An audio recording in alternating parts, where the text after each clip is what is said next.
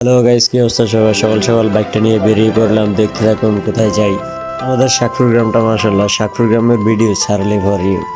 দীর্ঘদিন হয়ে গেছে ভিডিও বানাই না, এই কারণে ফ্যান ফলোয়ার আবদারে আজকে ভিডিও মাঝে মধ্যে বানার লাগে, না বানালে তো মানুষ ভুলে যাবে কি তে আছে না মারা গেছে।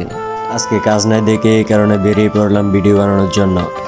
আমাদের এই রাস্তাটার যে অবস্থা, চেয়ারম্যান মেম্বারদের কি চোখে লাগে না, নাকি তারা দেখে না আমি বুঝি না। শাকপুর থেকে আড্ডা এই রোডটা বিভিন্ন ব্লগাররা বিভিন্নভাবে তুলে ধরেছে, কিন্তু কোনো কাজই হয় নাই।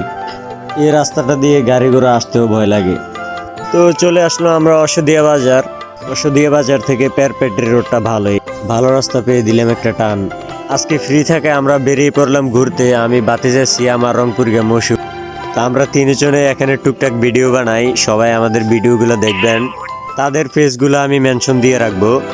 অনাহারপুরের এই চায়ের দোকানটা অনেক বিখ্যাত, সবাই চলে আসবেন এখানে চা খেতে।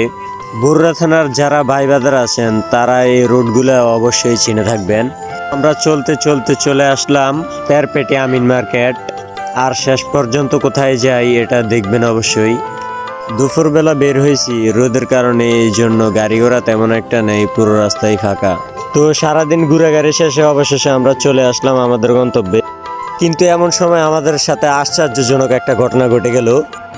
হঠাৎ দেখি সামনে পুলিশ, তে আমাকে সিগন্যাল দিল, কিন্তু আমরা মানিনি, আমরা চলে গেলাম।